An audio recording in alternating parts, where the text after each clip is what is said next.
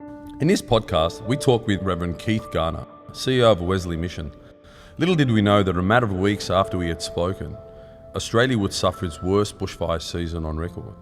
Wesley Mission was on the front line assisting communities devastated by the bushfires, but today our conversation is about their amazing work in the area of homelessness.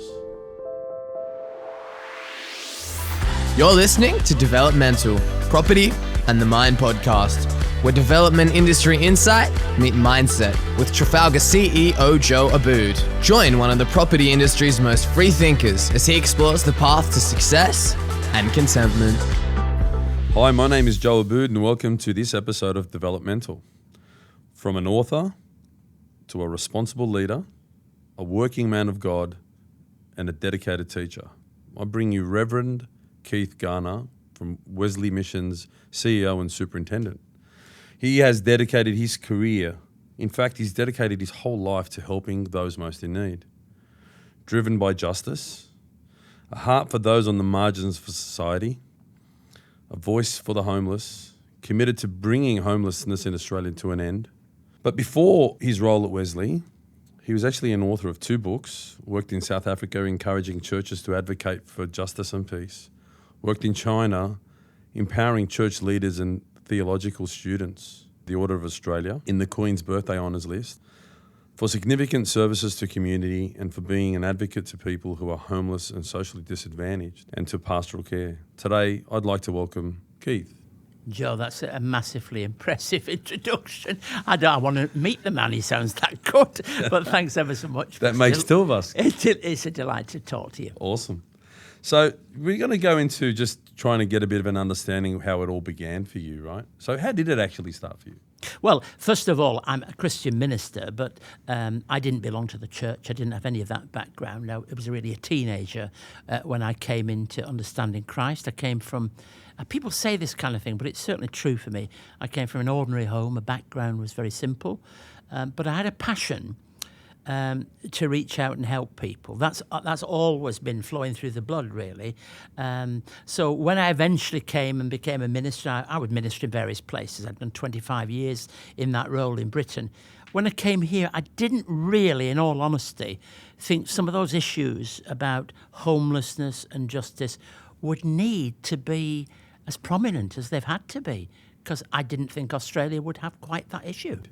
I think you've got to use whatever gifts you've got, and there are many things that I can't do. I'd love to play football, I'd love to be a musician, but I can't do those things.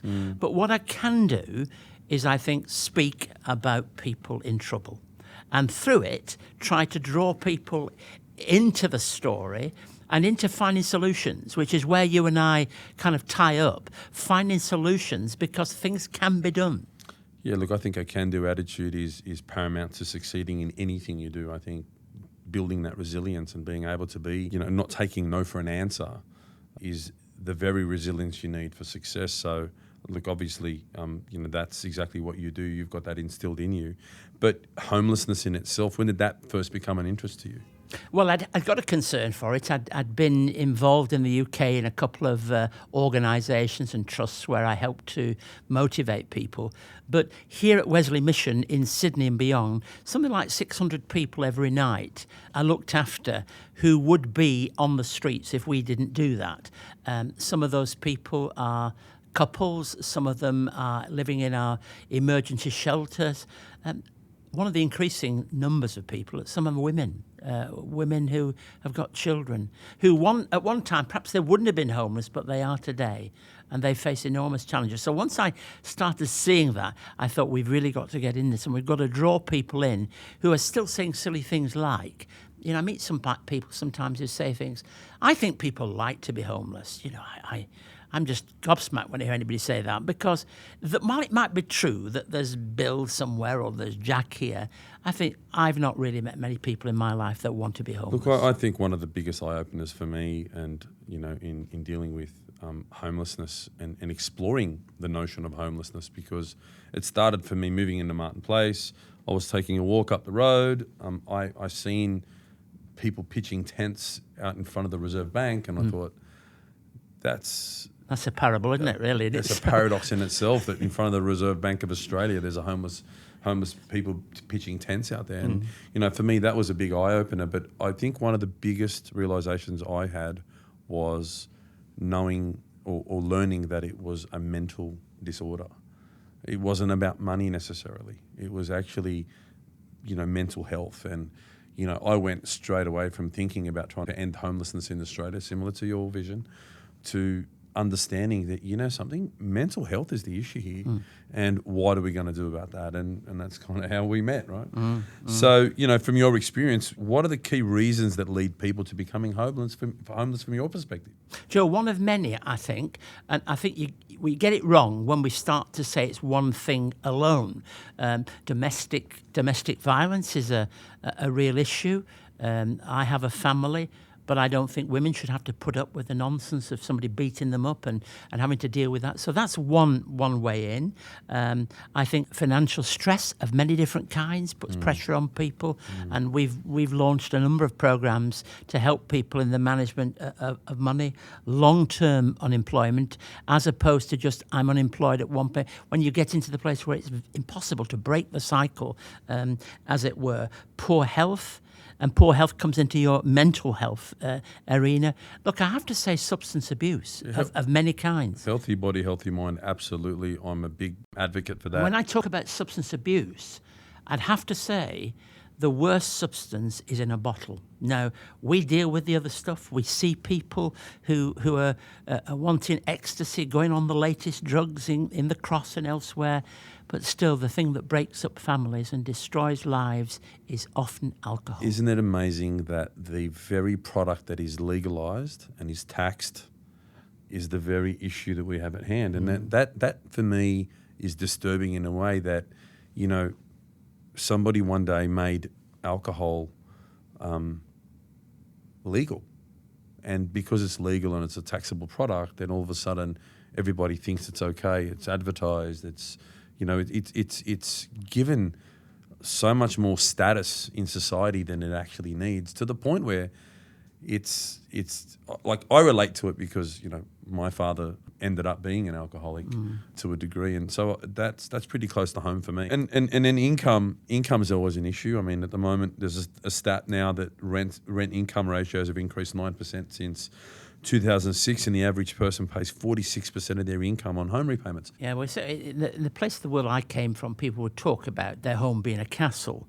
The reality is it's worse here in Australia. We've got an obsession with houses, so much so that if you're out for dinner or you're sat chatting with your mates, you want a conversation, talk about the price of houses, and it just goes on and on. Everybody's got this, and we all know what the guy down the road sold his house for, you know. Yeah, of course they and do. all of this is just, I think that many of those people engaged in those conversations know nothing about Freddie, who I could tell you about, who lives in one of our centres, who's never had a house in his life. But having said that, doesn't make you happier. I mean, I've got many people who've got little who are actually much more satisfied in life. It just gives you more to think about. So, yeah, look, definitely it doesn't necessarily make you happier to have a house. I think people need to concentrate on having a home. I just am passionate about the fact that there isn't enough affordable housing in Australia as well. I think people have different takes on this, but I think we could build 500,000 houses in the next 5-10 years, and it would only satisfy the need that exists there. So, that issue in itself opens up a whole can of worms. Housing affordability is definitely an issue in today's society. And, recently in America, I learnt that the only way to fix housing affordability is to really have massive government subsidies and initiatives in order to drive the prices of, or the cost of living down. So not necessarily the cost of the house, but there needs to be subsidies, there needs to be initiatives from government. It needs to be government top down. It doesn't need to be from the developer upwards. That's never going to be a solution. That will never work. That will never fly in society, because the developer can only do so much. You can only subsidise so much. You can only discount so much. It gets to a point where you can't even bank it if it's subsidised by the developer. So the banking is an issue. The government regs around the banking make it an issue. So they've kind of created this perfect storm for government not to be able to subsidise and support that. I think that's the only time we would really, really see that. What are your thoughts on that? Well, I think government have to come to the party on this. There's no question about it, because I think when many people are looking for doing something of the kind that you and I have talked about, when we go to government, they're not giving us properties. They're not pointing us in the right direction always. And I think when I walk around the city of Sydney and I look above, I look at all the rooms that must exist above the shops and the businesses. And I think, gosh, there's an issue here that everybody needs to be a part of, and certainly government do. At the moment, we've got an issue whereby housing has become a political pawn rather than being something that can solve and provide a solution to people's fiscal, economic and family issues, because families stay together when they live together. And I think that the whole issue of the family and helping people in need is really a big social issue. And it's no good putting them in departments. That's because we tend to do at government level. We say, there's the housing department, there's the community department. But in point of fact, it's a joined up solution that has to come. Look, I'm gonna go off the beaten track slightly here, but using the notion of government using housing affordability and housing and the supply of housing as a political pawn. The other day I witnessed at a council meeting, one of the councillors got up and she was basically putting the fear of God into the other councillors about trying to support the local LEP and it progressing, right? And she kept saying things like, we have to get this right. We have to get this right. And one of the councillors got up and said, 6.5 years in the making, 30 versions of the LEP, 19 deferrals and 16 rescission motions or something. I think we've spent enough time on this, and I think we've. What do you mean we need to get it right? If you couldn't get it right in all of that hard work and time that's wasted in trying to prepare this LEP, you're never going to get it right. No. So, look, they always hijack it that way, and they use it as... Perhaps the answers are too simple for people, because, in fact, to do some of these things, all we need is a willingness of people to release properties, to actually engage as businessmen, not just building developers. It's great that you're in, but there's a lot of other people should come to the party as well. No, absolutely. And it shouldn't just be on one industry. It should be. But that's where I'm saying to you that I think if the government actually champions it, they can then control the different industries and collect it from the different industries and then distribute it correctly. That's the answer. So, Keith, what's your take on what government is actually doing about all of this housing crisis the supply of housing, really? There is a housing crisis, there's no doubt about it. Over 271,000 lower income households are dealing with rental stress. So once you start talking in those terms, this is not something that can be swept under the carpet. I think that there are real attempts to do something, but when you link people's economic issues with the housing possibilities, the places where often property and land becomes available is the very place that people in the lower echelons of income cannot live, because if their jobs have to be in the city centre, they have to live within reach of the city centre. So I see that all the time. If you live an hour and a half from town, I saw this in Cape Town and in Johannesburg, where in fact people were on a train for 3 hours to get into the city to do a job and go home. We don't want in a modern go-ahead city like Sydney or Melbourne or anywhere else around the country, we don't want to create that kind of culture where the only people who can actually live in the city centre or live within reach of the city, I think that's a better answer, within reach of the city centre are people. Now, I think that government recognise that, but to actually do something about it is going to take a whole lot more than they're doing at the moment. Yeah, look,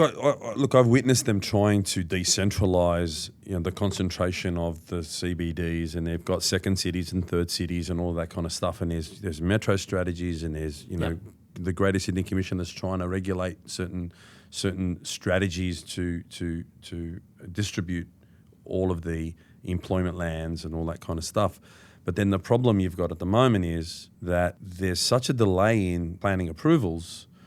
Or, we worked really hard as an industry body to streamline the planning processes so that it took them away from the local councils, and that we could get a streamlined process at state level and so on.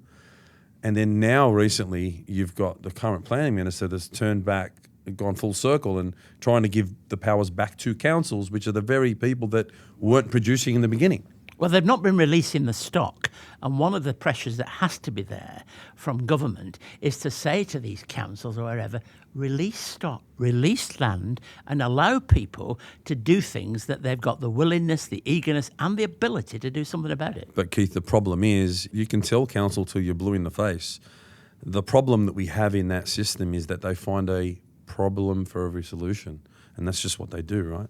So do you think the increase in the supply and diversification of housing would improve affordability and reduce homelessness? I think it would be a contributing factor. It's not the whole story, but if we could actually find a way of increasing the number of properties available, that would certainly help. I'm not suggesting it's the total solution because we need a whole host of other things, but it's a vital part of the solution. Look, I agree. The more supply you have, the less pressure there is on the system. And hopefully sometime soon they're going to wake up and do that for us all. So Keith, from the community's perspective, do you think they really understand the issue of homelessness and housing affordability?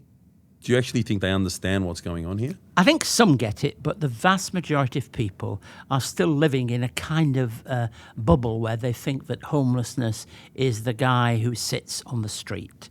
Now, the reality is if we've got nearly 130,000 people across Australia that are in that bracket, they're not living on the streets of Sydney and Melbourne, the vast majority. Many of them are couch surfing. Many of them are living in I remember doing a radio interview with the ABC about this very issue. And I was a bit reluctant to give too much information because you get it wrong, if you're a public person. But I said, there are people living in the back of cars. And when I came out the studio, I thought, should I have really said that? But the next day, I got a telephone call at the office. And my lady came in, she said, there's somebody on the phone here. And it was a guy in Newcastle. He said, thank you for saying that last night. I live in a car and I've lived in my car now for... And so it made me realise this is real. People are actually living... And when we get the broad picture of homelessness and realise, I think it's something like 17-20% of people are actually children and young people. So these are not bottle men in the back of Hyde Park. These are kids and families and real people. Yeah, look, it's a real life issue, and we're all trying to work hard, and it's really clear that you've come on a journey in finding a lot of solutions or trying to find solutions for homelessness. But we've got a lot of work still ahead of us. What keeps you motivated every day to persist with helping these people most in need? I think when you see a victory, when you see somebody who's actually got, we run a centre that is for people leaving out-of-home care. We used to call it foster care at one time, where they're no longer supported by government and they're out there. And the percentage of people who don't have parents or in foster care who end up in prison is very, very high. So we started this place, and we showed people that we were nominating to go, and one of them was full of tears. And he said, it's too good. It's too good for me, this. I thought, gosh, he believes that. And it wasn't too good for him. It just had the things that most of us take for granted. It had a little television in his room, and he thought he'd arrived at some kind of place. We've had homeless people who've come into our place in the city centre, and they have been shown to their room, and the next day, when the staff go round to the room, they've slept on the floor rather than in the bed because they felt, they didn't want to disturb the sheets, or it was too good, So, they keep me motivated because I think, gosh, we can actually change these people's lives. There can be turnaround, and there are turnarounds. But does it ever get too much? Does it ever just make you want to just give up? No, not really. I suppose I have gone home sometimes. It's usually when it's been about trying to find the means, the funding, or the purpose, and nobody's moving, That's a bit depressing, But I think I'm still... on the side of when you see victories, they're better than all the defeats you go through. So I still feel a bit positive. Definitely keeps you going then. Yeah, definitely. That's awesome. So I'm going to get into some figures about, certain turning points that we've been noticing that recently census figures show homelessness on the rise, increased by 12.7% between 2011 and 2016. What trends have you noticed in the last 10 years? Well, I think we've noticed more women who have found themselves in the situation of homelessness. There's no question about that. So a lot of people say, what is that? Is that real or not? And you could say that perhaps now you've got a situation where we notice more women who are homeless. Now, I don't think so. I think there are more women. I think, if I'm honest and clear about it, I think women are now more ready to declare their need. I mean, at one time, women put up with all kinds of situations that were most appalling. And so that's one of the features that's there. I think families with children, we see a greater number of those kind of people coming out in need. And I think that's a real issue that we've got to address. And I think also, this is a difficult area, but I must share it with you. I think people leaving prison is another issue that's a real one. Because when people leave prison, they start talking about what will happen when you leave prison the day before they go. You know, and really, if you're going to help people, you've got to start a long way before that to help and work with them and get on the story. And I'll tell you, this is true too, that they were given, when they were in prison, a 6-minute telephone call before they left prison to make arrangements of where they were going. So some people ring a government department. And Joe, if you ring a government department, you don't get to speak to anybody till you've got past there. So through pressure, by a lot of us, it's now 1 hour that they're allowed on a phone call with a direct line into housing departments. Now, those are only small things, but I think that there are things happening. And the truth is that very often people who've been in custodial care of any kind, they lose contact with their families. They find themselves quite... And they come to the city. There's the old story that when I was a boy, we all heard of Dick Whittington, you know, who went to London because he thought London was this amazing place. I think people come to Sydney and Melbourne, and they come from other places, and they think all the solutions are going to be here. And then they get here. They get lots of food here. You know, there's food wagons everywhere. I never think people ever have to go hungry here. But that's not the real issue, is it? I had the same experience when I visited Hollywood once. I had this great expectation of where it's going to be. And then when I kind of got there, I thought, well, what's all the fuss about? Do you know the place where the steps are in the ground? Carol and I stayed at the Hotel Byron. We woke up from coming from Britain at about 6 o'clock. I said, I'm going for a walk. It was full of homeless people all lying on there. And this is the place where all the Hollywood stars get their hands and whatever. Unfortunately, perception's reality for most people, you know, and that's unfortunately the place in society that we've arrived to. So in that increase, in the notion of there being an increase in the rate of homelessness between 2011 and 2016, is there a particular sort of date, a milestone or something that you actually personally started to notice a significant change? I think I get worried every time that figure comes out and it's made an announcement. The price of an average house in Sydney is, and I looked today at what that figure was. In September 2019, it was $875,000. And when they make an announcement like that, what do you feel like if you've got nothing? And so for me, there's been a number of times when I've sat in that place and people sit and worry about whether the bank rate's going to go up 0.5% or not. When you're talking in these kind of figures, that announcement's not going to do it. So I've got some negative experiences when you talk about things that have affected me in terms of money, of prices, and those averages.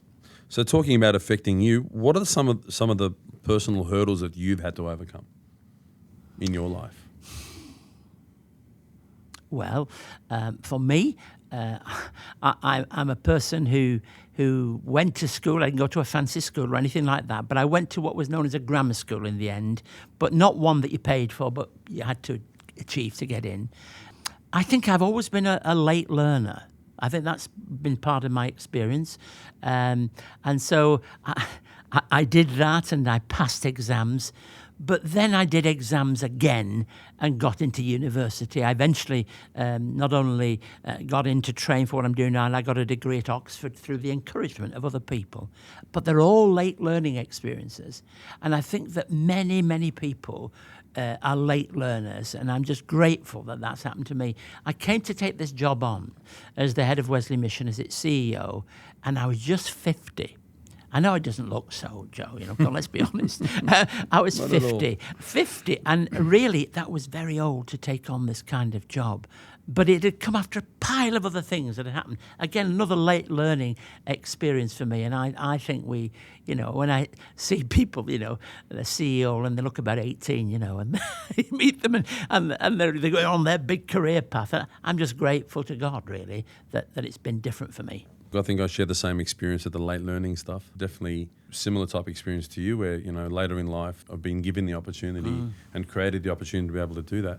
So when you've come to some of those really tough moments in your life, what are the things that have pulled you through it? Oh, look, I unquestionably top of my list all the time, never ashamed to say it. For me, it's the Christian faith that's made all the difference to me. What I didn't have, I now have. And when I felt kicked, it doesn't matter. I can get up. I'm not worried about that because I follow somebody who was crucified. So if I follow somebody who's crucified, I can cope with anything, can't I? So faith has been important to me. And I think also family life has been important. I've got a marvellous wife who supports me in everything that I do. I think having people around you, whether it's your wife, your partner, your children, whoever it is, you need people around you. So you recently announced retirement in 2020. End of 2020, beginning of 2021. And so what's next? I don't know. We're just going to travel a bit and do things because we really haven't taken time out. Kids all take their years out, but we're going to have our year out now. We're going to have our gap year at the end, rather than at the beginning. But I certainly don't see myself as doing nothing at the end of that. I don't know what that means, but I certainly, when we've done that, we'll be coming back to Australia and do something. And whatever that is, whether it's in a paid capacity, a voluntary capacity, whatever it is, we'll do it. Any particular place you want to visit that's always been on your bucket list? Yes, Canada. Canada's the one country in the world I'd like I to got go. a statistic today from one of my Harvard mates that actually rated Canada as the number one country for quality of life. Yeah, we used to about be right up there in Australia.